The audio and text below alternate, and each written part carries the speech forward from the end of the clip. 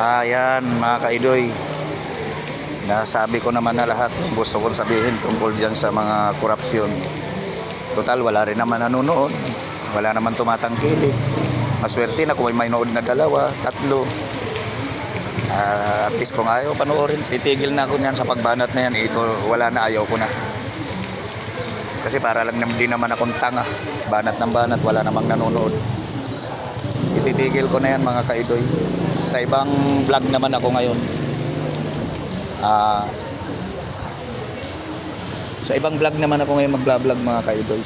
Pero yan, ayaw ko na mag-vlog ng tungkol dyan. At least nasabi ko na lahat yung mga gusto kong sabihin sa gobyerno tungkol sa korupsyon.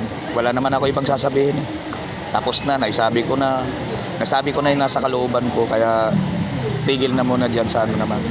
Pupokus naman ako sa ibang vlogging.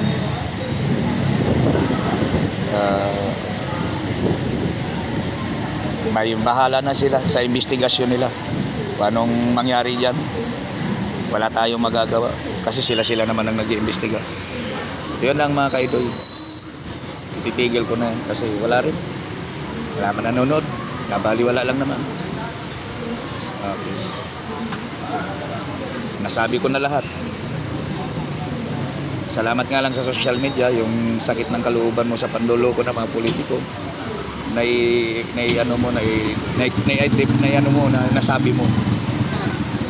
At least nabawasan yung sakit ng kalooban. Yun lamang po mga kaidoy. Sa susunod ko ng mga vlog mga kaidoy, iba naman. Ibang vlogging naman ang aking tututunan. Mabuhay po tayong lahat.